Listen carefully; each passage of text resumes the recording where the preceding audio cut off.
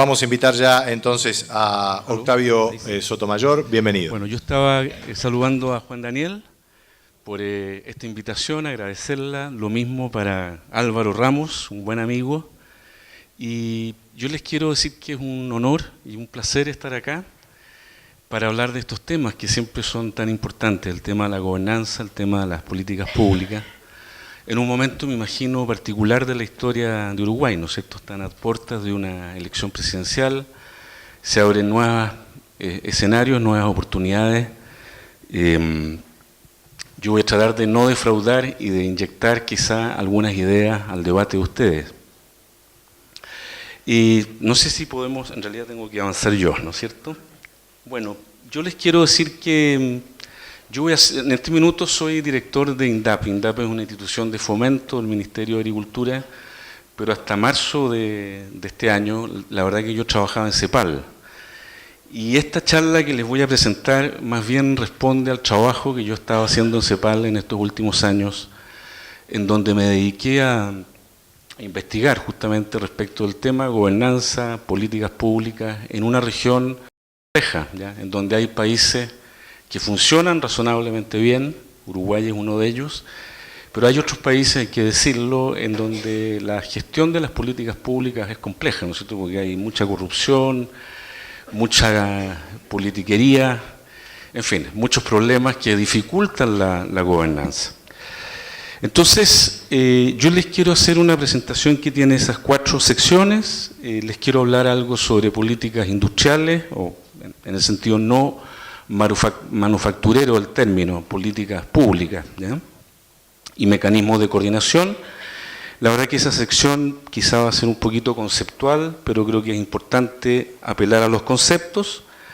Luego quisiera hacer una reflexión sobre cadenas productivas, que creo que es la herramienta, ese es como el mensaje principal de esta presentación, es la herramienta para elevar la competitividad del sector. Después quisiera hacer una rápida reflexión sobre algunos encadenamientos territoriales que se observan en la región, en distintos países, y que apuntan justamente a aprovechar sinergias e incrementar la competitividad, para terminar con algunas conclusiones. Y quisiera, la verdad, partir con un mensaje optimista. Yo leí el texto, el documento, el resumen ejecutivo de la CAF, y también aprecié, Juan Daniel, un optimismo. ¿Ya? Ustedes están optimistas respecto a lo que va a pasar en el mercado mundial de alimentos en los próximos años. Yo la verdad que comparto ese optimismo, y ahí yo creo que los datos son elocuentes. América Latina, la verdad que esta cifra es un poquito antigua, el año 2009 exportó 136.500 millones de dólares, con una balanza comercial positiva de 80.000. Pero yo creo que en realidad a mí lo que más me impacta, esto es una simplificación, son los consumos per cápita de China en particular, ¿ya? Y yo la verdad les tengo alguna estadística en el siguiente slide, pero solo me quedo con el dato lácteo, que creo que ilustra a las distintas cadenas productivas. En China se consumen 28,7 kilos por persona, y Estados Unidos, ¿no es cierto?, está consumiendo 253 kilos. Entonces el gap, la distancia es enorme. Y eso se aprecia en carnes, en café, en banano, en azúcar, en todos los productos. Ahí está la estadística, la puse en el slide por si ustedes la quieren ver. Pero en todos los casos la diferencia es apreciable. Entonces tenemos un horizonte de 9.000 millones que alimentar al año 2050, ¿no es cierto?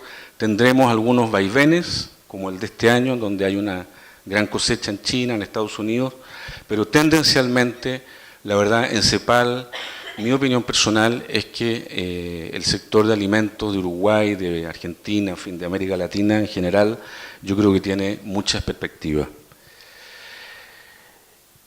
El segundo cambio, creo yo, interesante a considerar es lo que pasó después de la crisis del 2008-2009, en donde yo creo que después de esta crisis económica mundial, la gente se asustó, los líderes mundiales se asustaron, y yo creo que eso ha generado una especie de resurgimiento, ¿ya?, de las corrientes económicas que postulan que las políticas industriales, las políticas públicas son legítimas, ¿ya?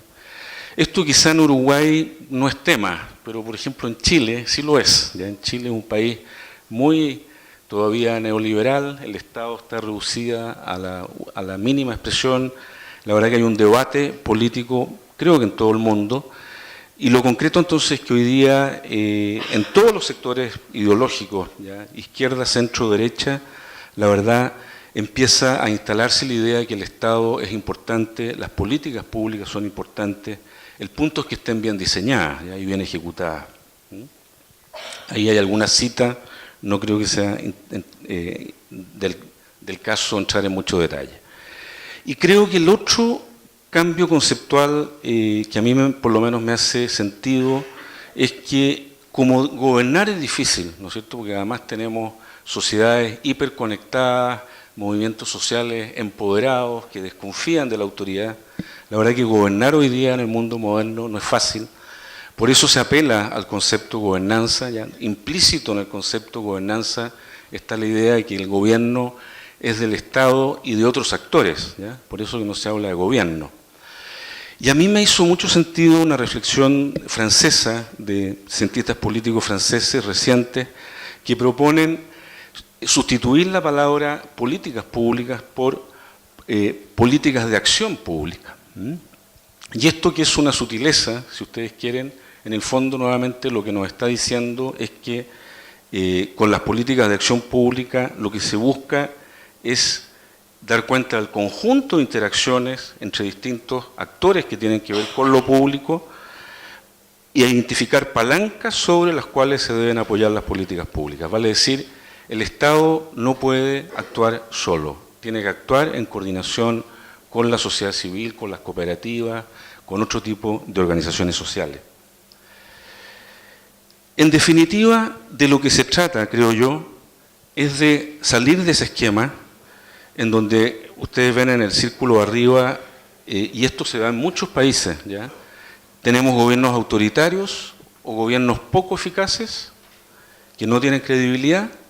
Cuando no hay credibilidad, el Estado no proporciona un contexto, yo no sé si se alcanza a leer, se pierden los recursos públicos, prima el corto plazo. Cuando eso sucede, los productores y las empresas privadas, las cooperativas, adoptan una actitud pasiva, incluso en algunos casos cuando hay mucha crisis, ¿ya? Una visión apocalíptica, una visión fatalista, y en ese esquema priman estrategias individuales, se generan problemas de rentabilidad, hay una sensación de crisis y de desorden. Este esquema, la verdad, hablando, yo lo dije al principio, la verdad que yo por lo menos estando en CEPAL y recorriendo la región, lo pude apreciar en muchos países y en muchos sectores de América Latina. La sensación de desorden, de crisis, de que el Estado y los privados no avanzan en la resolución de los problemas. La idea es tratar de generar un Estado democrático, proactivo, amigable, eficaz, que tenga liderazgo, que tenga credibilidad. Si eso es así, el Estado entrega una visión, ¿no es cierto?, un contexto, entrega recursos, proyectos, eso genera que los privados actúen en forma eficaz, empoderados, con ideas, y eso supone agendas estratégicas. Voy a subrayar durante toda esta presentación la palabra agenda estratégica, rentabilidad, sustentabilidad, integración, confianza, aporte propio, autorregulación. Ese es el ideal, a eso es lo que estamos aspirando. No voy a entrar en mucho detalle, ahí hay una serie en ese slide de argumentos que justifican el por qué es necesario políticas públicas en el sector agrícola.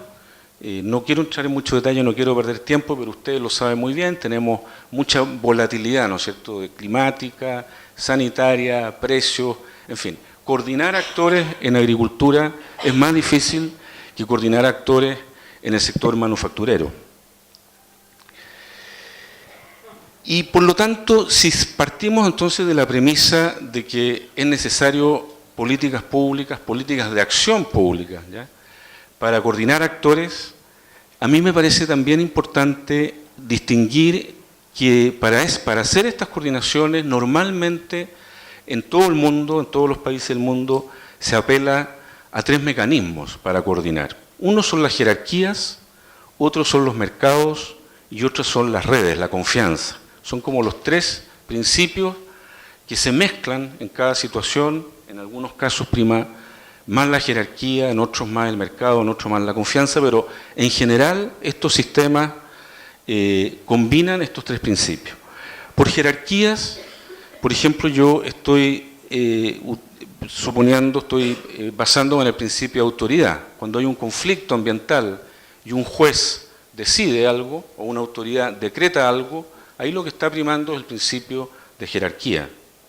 Los mercados, ¿no es cierto?, se basan en los precios, es decir, los precios son herramientas para coordinar decisiones entre muchos actores, y finalmente en las redes, que hoy día las redes son una tendencia emergente. Yo creo que el tema redes es un tema interesante para el mundo de las cooperativas, para imaginar nuevas fórmulas de acción.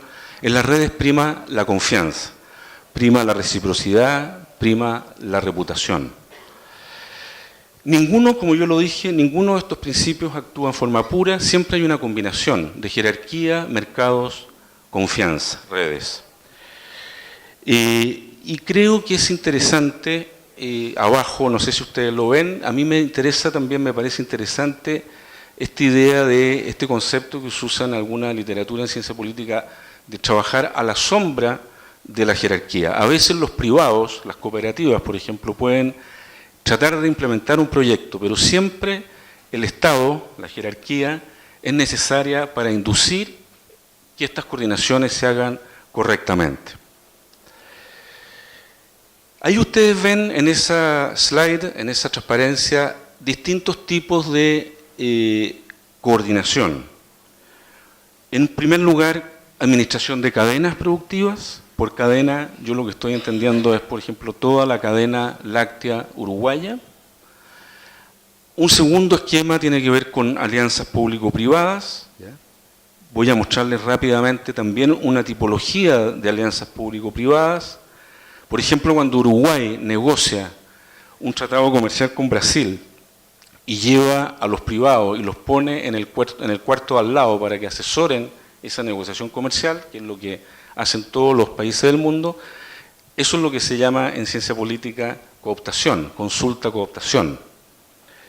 Hay también alianzas público-privadas para coproducir servicios, ¿ya? Cuando el Estado y, por ejemplo, una cooperativa se unen para entregar un servicio de asistencia técnica, un servicio de crédito. También a veces hay alianzas público-privadas en donde se delega al privado que haga tal o cual cosa. Por ejemplo, las BPA, las buenas prácticas agrícolas, ¿no es cierto?, que son estándares voluntarios, ahí hay una delegación. También hay esquemas de autorregulación privada a la sombra de la jerarquía, por ejemplo, cuando la patronal y los sindicatos negocian a la sombra del Estado, ¿no es cierto?, debajo del Estado. Y finalmente hay regulaciones privadas, las voy a comentar después, que cumplen regulaciones públicas y que generan una función pública, que son las corporaciones. Las quiero comentar, si me permiten, en un rato más. Yo quiero hablar del tema corporaciones porque creo que es muy interesante como modelo de coordinación. Vuelvo atrás. Yo les decía entonces que tenemos 6 tipos de coordinación: cadenas, alianzas. La tercera son autorregulación, autoorganización. La cooperativa, por ejemplo, es la mejor expresión de ello. Métodos abiertos de coordinación. Estos métodos son los que se usan en la OMC, en las grandes instituciones mundiales para coordinar países, el Codex Alimentario, por ejemplo. Oligopolio es cuando algunas empresas deciden reducir su competencia, ¿no es cierto? Se arreglan, entre comillas, los bigotes, no sé si se usa esa expresión acá en Uruguay, reducen su conflictividad en el mercado en función de tal o cual objetivo. Y finalmente las redes. Algunos hablan de gobernanza bazar, por ejemplo, Internet, Facebook, ese tipo de coordinaciones en donde básicamente lo que prima es, hay muy bajo control, no hay jerarquía, ¿no es cierto?, en las redes que operan a través de Internet, hay pocos incentivos de mercados y también hay poca confianza. Uno puede entrar y salir de una red de miles de personas no necesariamente tiene que solicitar una autorización. Me salgo de lo conceptual. Quizá ustedes van a decir esto está un poco denso, pero creo que es útil tener claros ciertos modelos, ciertos conceptos para imaginar nuevas formas de coordinación, que es lo que yo voy a tratar de sugerir en lo que viene a continuación. Segunda sección, entonces, gestión de cadenas. Y la verdad que en gestión de cadenas, por lo menos en América Latina, nosotros en CEPAL detectamos básicamente una tipología de 3 opciones. Yo me di cuenta que el documento de la CAF habla de política de Estado, ¿ya? Parece ser que, por lo que entendí, que ustedes aspiran a políticas de Estado, ¿no es cierto?, una política a nivel del sector agrícola que vaya más allá del juego político, ¿no es cierto?, gobierno-oposición. Eso es lo ideal. Y normalmente estas políticas de Estado, por ejemplo en Argentina, ustedes lo deben saber, cuando estaba la crisis argentina, ¿no es cierto?, hace 2 o 3 años, el ministro Domínguez, me acuerdo, diseñó un plan agroalimentario y agroindustrial 2010-2016, en donde se consultó a mucha gente. Y se planteó este plan como una especie de carta de navegación para el sector que permitió reducir la conflictividad que había en ese momento en Argentina. Me parece muy interesante el caso costarricense. El caso costarricense, el gobierno anterior, acaban de tener elecciones, definieron una política de Estado al año 21 y, cosa interesante, los ticos son gente ordenada, el nuevo gobierno, que es de otro sector político, respetó esa definición y está trabajando sobre la base de ese documento, lo que no siempre sucede. Cada presidente, cada ministro siempre quiere dejar su sello, ¿no es cierto?, e ignora lo que hizo el anterior. Eso es muy humano, lamentablemente es así. Bueno, en el caso de agendas definidas en gabinetes, creo que el caso más emblemático es el caso mexicano.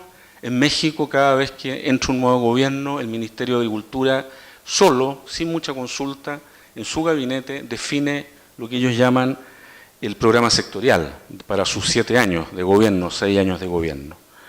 Finalmente, hay también algunos casos interesantes en Centroamérica, sobre todo Nicaragua, en donde han tratado de generar políticas de Estado, pero no solo conectando al gobierno y a los privados, sino que también a la cooperación internacional. Eso tiene un nombre en inglés, enfoque sectorial ampliado. En el fondo, lo que hay es que toda la cooperación se sienta con el gobierno y con los privados y definen una política agrícola en donde la cooperación juega un rol orgánico, está más ordenado el cuento.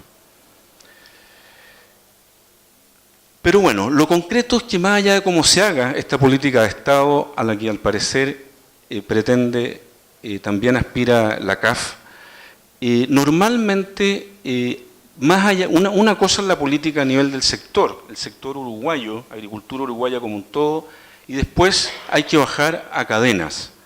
A mí me llamó, Juan Daniel, la atención el documento de ustedes, también ustedes hablaban de que el sector agrícola uruguayo era muy heterogéneo. Hay sectores muy avanzados, sectores más rezagados. Y eso pasa en Chile, pasa en todos lados. A mi juicio, la única manera de resolverlo es razonando por cadena. Un primer nivel, insisto, es el sector, y luego vienen cadenas, la cadena láctea, cárnica, vinos o lo que sea. Creo que esa es la herramienta para reducir esta heterogeneidad que se da en todos los países del mundo. Bueno, y estas cadenas, básicamente, en nuestro estudio en CEPAL, lo que nosotros hemos detectado es que se operacionaliza el trabajo por cadenas, ya sea a través de mesas de trabajo, comisiones, o ya sea a través de corporaciones. Yo lo dije, el tema de las corporaciones es una herramienta que la voy a comentar porque es muy interesante. Ya sea, corporaciones son instituciones que tienen un edificio, un gerente, una camioneta, un presupuesto propio.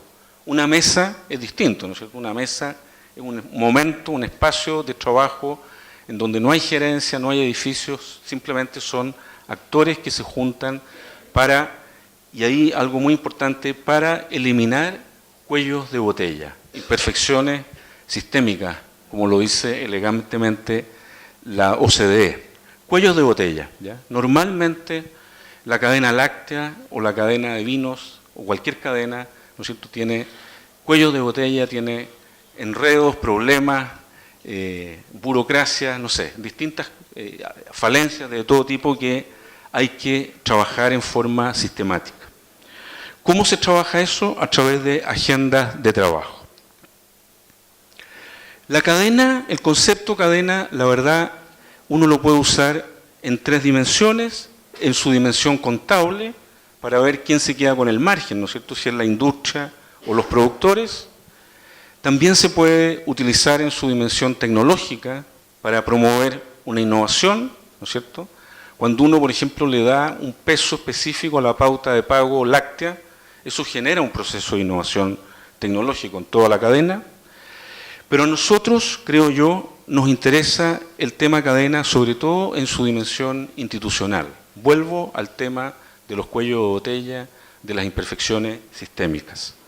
Lo que nosotros queremos no es hacer academia, lo que queremos es resolver problemas. Me imagino que eso es lo que ustedes quieren, ¿no es cierto? Me imagino que la agricultura uruguaya en sus distintos subsectores está llena de cuellos de botella como sucede en Chile y en cualquier país del mundo. ¿Cómo se resuelven estos cuellos de botella? Yo no quiero entrar en detalle, simplemente les puse ahí una agenda de trabajo con su estructura típica. Esto es obvio, la verdad que no tiene mucha ciencia. Primero hay que orientar la cadena, ¿ya? Ese punto es muy importante, saber qué tipo de producción queremos tener. ¿Queremos tener una cadena orientada al mercado mundial, al mercado doméstico? ¿Cuáles son nuestras fortalezas? En fin, siempre hay una reflexión estratégica, eso es lo primero. Y luego, en función de esa reflexión estratégica, tenemos temas que tienen que ver con la participación en foros internacionales, está el tema de los mercados externos e internos, está el tema de la información estadística, innovación, acceso a tierra, mejoramiento de suelo, fertilidad, ese tipo de temas, riego, sanidad, calidad, bienestar animal, financiamiento, medio ambiente, cambio climático, recursos humanos. Ahí hay una estructura típica de una agenda por cadena. Yo aprovecho para pasarles un mensaje. En CEPAL hicimos un trabajo, un libro, cuya dirección ahí está, ustedes lo pueden bajar de la página web de CEPAL. Ahí están catastrados, a nuestro juicio, las mejores experiencias en América Latina en estos temas. Y la verdad, hay que decirlo, en América Latina están pasando muchas cosas. Venimos de 10 años de optimismo, ¿no es cierto?, en general en el sector agrícola, sobre todo en América del Sur. Y hay mucha innovación en Colombia, en fin, cada país tiene su gracia, ¿ya? Y ahí están catastradas más o menos los que nos parecieron las mejores prácticas por tema y por país. Me voy a saltar eso porque creo que no, la verdad que yo lo que les quería hacer una breve alusión al INDAP, a la institución que yo dirijo ahora. Estos temas que están ahí catastrados, en el caso chileno se traducen, la mayor parte de ellos, en una institución grande, INDAP, que operacionaliza muchos de estos temas. Tiene programas de riego, tiene programas de financiamiento, en fin, no creo que sea demasiado interesante entrar en mucho detalle. Pero en el fondo yo quiero volver a lo general, yo quiero volver al tema de las mesas y al tema de las instituciones. Porque ustedes ven en el caso de las mesas, nosotros tenemos, por ejemplo, mesas. México es un país que se la jugó por las mesas de manera impresionante. En México hay más o menos 200 mesas, cadena por cadena, ¿ya? Cadena del pimiento, de la tequila. En cada rubro productivo hay una mesa de trabajo, y eso los mexicanos le llaman comité insumo-producto. En Chile nosotros somos más moderados, tenemos unas 10 mesas, 12 mesas, ¿ya? Porque empujar una mesa no es fácil para una autoridad, porque siempre hay conflictos, ¿no es cierto?, hay intereses distintos, hay visiones distintas. Colombia tiene las cadenas productivas, Brasil tiene las cámaras sectoriales y temáticas que funcionan razonablemente bien, Ecuador, consejos consultivos, El Salvador, mesas técnicas de agrocadenas, Guatemala, grupos subsectoriales de trabajo. Pero hay otra institución que yo no sé si aplica en Uruguay, la verdad que ahí yo me declaro ignorante, que son las corporaciones. Y creo que el mejor ejemplo de corporación es ICAFE, en el caso de Costa Rica, o las corporaciones colombianas. ¿Qué es lo que distingue a las corporaciones de las mesas? El hecho que hay un impuesto parafiscal, se les cobra $1, supongamos, por caja de café exportado, y por ley ese impuesto, en vez de ir al Ministerio de Hacienda, va a la corporación. Y eso implica que la corporación, como yo lo decía, tiene gerentes, camionetas, edificios, agenda. En el caso costarricense, que lo conozco mejor, hay 6 corporaciones por rubro. La más emblemática de todas es ICAFE, que tiene 70 años de existencia, más o menos, y la gracia que tiene ese modelo es que la política cafetalera prácticamente la hace los privados. Es cierto que la corporación la preside el ministro, ¿ya? Hay mecanismos legales para asegurarse que las platas estén bien gastadas y que lo que hace ICAFE responda al interés del país. Pero la gracia, creo yo, es que con este modelo uno le quita presión al ministro de Agricultura, el ministro puede descansar en un grupo de privados que está ejerciendo una función pública. Y como yo lo decía, tenemos el caso de Costa Rica. Creo que un buen ejemplo también es la Corporación Vitivinícola Argentina, en Mendoza, que funciona bastante bien. Ellos tienen también un impuesto parafiscal. El Instituto Peruano del Espárrago, la Fundación de Aceite de Palma en Ecuador, los fondos parafiscales colombianos, que quizás son los más emblemáticos. Colombia, sin duda, en este tema es el país que ha ido más lejos, junto con Costa Rica. Y quiero decirles que en el caso chileno, por ejemplo, esto está prohibido constitucionalmente. Nosotros todavía tenemos rezagos de una constitución neoliberal de la época de Pinochet, en donde, entre otras cosas, se prohíbe obligar a los privados a hacer una acción obligatoria. No sé si me explico. No, en el caso chileno, no sé si será el caso, cuál será el caso uruguayo.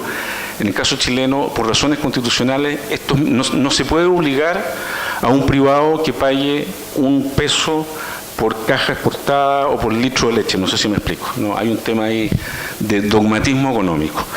Yo creo que, no sé si esto pueda aplicar en Uruguay, creo que es una muy buena herramienta porque en el fondo uno distribuye poder, descentraliza y le da un rol activo a los privados.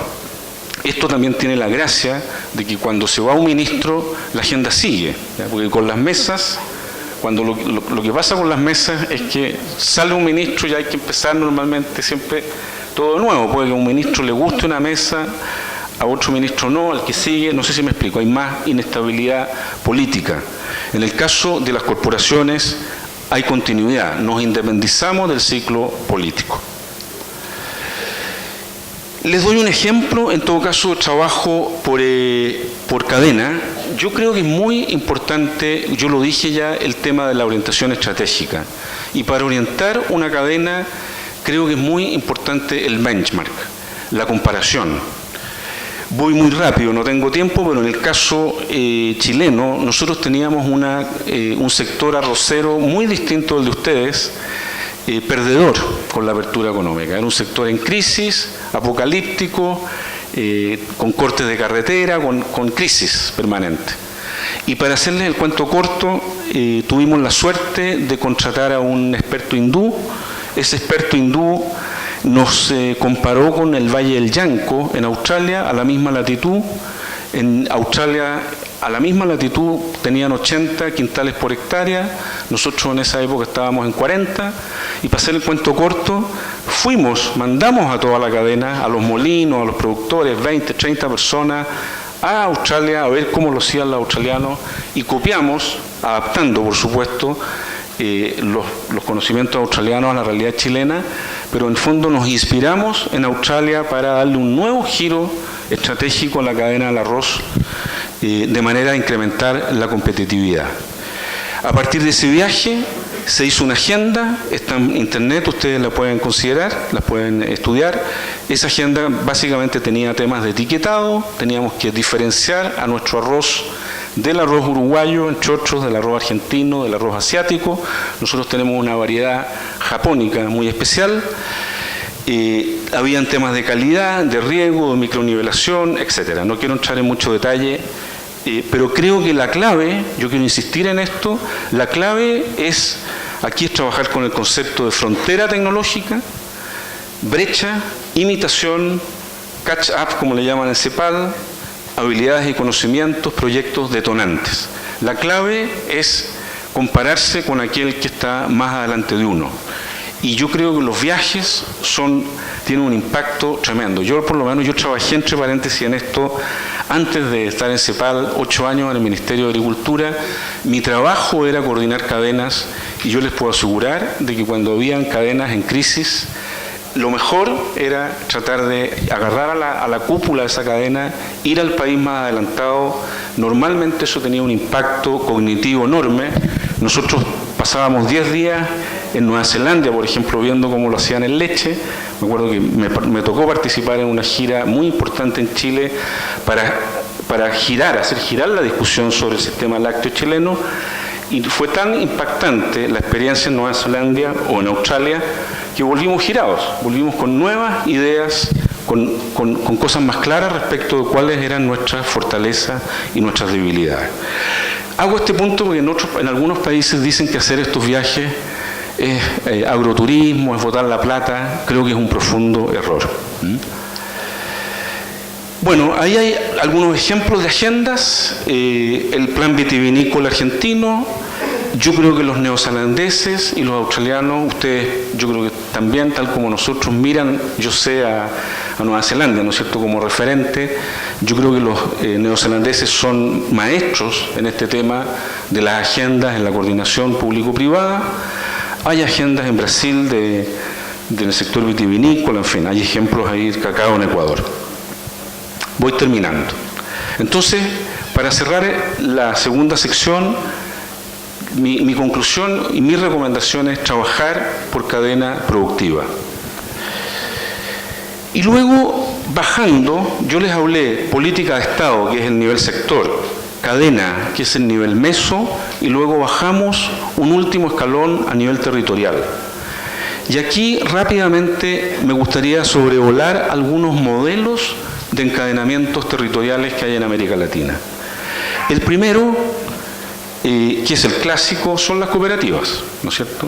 Son ustedes, ¿qué lo que es esto? Un grupo de productores, ¿no es cierto?, que se unen para llegar al mercado y consiguen asistencia técnica, financiamiento, en fin, asociatividad. Este es el modelo que se ha usado por décadas en América Latina y que es muy exitoso en ciertas condiciones.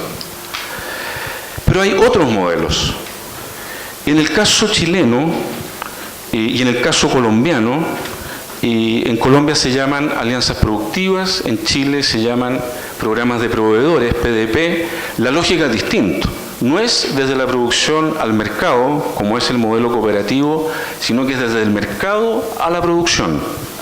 ¿Qué es lo que se hace? Se agarra una empresa agroindustrial, Nestlé, por ejemplo, el Estado da un subsidio, se coloca un equipo técnico en Nestlé y ese equipo técnico hace asistencia técnica a 100 o a 200 proveedores.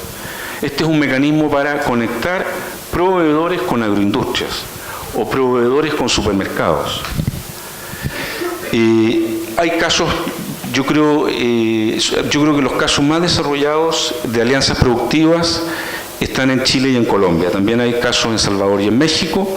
En general esto funciona muy bien porque Nestlé o una empresa exportadora de frutas sabe qué es lo que se requiere. No sé si me explico. El técnico que está parado en Nestlé entrega una asistencia técnica precisa en materia de oportunidad, de calibres o de otros parámetros técnicos. En Ecuador han usado este mismo modelo y le han metido contratos, porque ojo, en el caso chileno y colombiano, el caso chileno lo conozco bien, en general el tema contratos no gusta porque a los agroindustriales y tampoco a los productores les gusta tomar compromisos, sobre todo a la agroindustria, ¿no es cierto? Con la volatilidad de los precios, la gente se retrae a la hora de firmar contratos de mediano plazo. En Ecuador le llaman negocios inclusivos, es el mismo concepto, agarran una empresa ancla, colocan equipos técnicos en la empresa ancla, Pronaca, por ejemplo, una gran agroindustria ecuatoriana, y entregan asistencia técnica, financiamiento y también meten contratos. Les quiero comentar que, no sé si ustedes lo saben, el señor Michael Porter, gurú mundial, ¿no es cierto?, en competitividad, está hablando de lo mismo. Él sacó el año 2011 un concepto nuevo que se llama valor compartido. Es lo mismo, ¿ya? La idea es conectar a las agroindustrias o a las grandes empresas con sus comunidades y hacer negocios en común. Lo que dice Porter es que ya no se trata de filantropía, no se trata de entregar un computador o de pintar la iglesia, como se hace en algunos casos cuando hablamos de responsabilidad social empresarial. Aquí la idea es conectar a la empresa ancla con la comunidad, con los proveedores, pero conectarla con el core business, con el centro del negocio. No sé si me explico. Hacer negocios en conjunto. Voy muy rápido y voy terminando. Tercer modelo, los famosos APL brasileros, ¿no es cierto? ¿Qué es lo que son los APL? Son clúster territoriales. Una cooperativa, un municipio, una universidad, una organización de productores se unen a través de un gerente para implementar un proyecto en común. En el caso chileno hay algo parecido, los programas territoriales integrados, es la misma idea. Un hotel, un restaurante, una comunidad indígena y una cooperativa se unen para implementar un proyecto común. Otro modelo muy interesante que ha sido muy exitoso son los llamados PROFOS en Chile. ¿Qué es lo que son los PROFOS? Es más o menos la misma idea, pero aquí lo que se juntan son 5 empresas agroindustriales de mediano tamaño del mismo rubro. Por ejemplo, 5 viñas boutique que quieren exportar a China. En todos los casos, este gerente, eso no lo dije, repaso un poquito atrás, en todos los casos hay un subsidio estatal. No sé si soy claro. El gerente y todo lo que eso implica, la camioneta, la secretaria, la plata para hablar por teléfono o los tickets para ir a China, lo subsidia el Estado en 60-70%, eso depende de los países. En los APL brasileños es lo mismo, la gerencia también es subsidiada por el gobierno. En el caso ecuatoriano es lo mismo.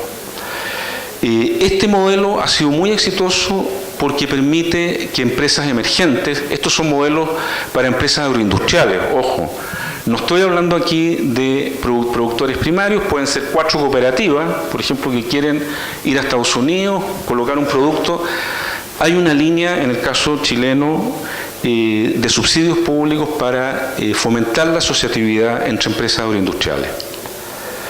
Y finalmente, el último modelo que yo creo que es el más novedoso, me imagino que ustedes también lo están trabajando acá, lo dijo Álvaro al pasar, son los denominados circuitos cortos, ¿no es cierto? Hoy día hay una gran discusión en Mercosur, la idea es saltarse al intermediario, tratar de conectar en forma directa al productor con el consumidor. Ahí abajo en el cuadro naranja hay una tipología de circuitos cortos, la leo porque probablemente ustedes no la van a ver, pero por circuitos cortos estamos hablando de venta en la explotación, por ejemplo cuando hay un restaurante, un productor abre un restaurante o un productor de la periferia de Montevideo recibe a un urbano que va a comprar a su predio. Venta directa en ferias locales. Hoy día en América Latina hay un boom, creo yo, interesantísimo de los alcaldes, en el caso chileno es clarísimo, los alcaldes captaron que hacer ferias municipales en el pueblo reditúa desde el punto de vista político y están de moda las ferias en donde los productores van a vender sus productos directamente. Venta en tiendas especializadas, ¿no es cierto?, en restaurantes, en tiendas boutique. Hay mecanismos de reparto a domicilio, tendencia emergente. Venta anticipada, esto ya es la ultra sofisticación, esto es muy europeo, ¿no es cierto? En Europa hay gente urbana que le encarga al tipo que está a 20 kilómetros que le produzca los tomates para todo el verano, no sé si me explico. Se compromete por anticipado con una cierta cantidad de producto. Venta por internet, interesantísimo.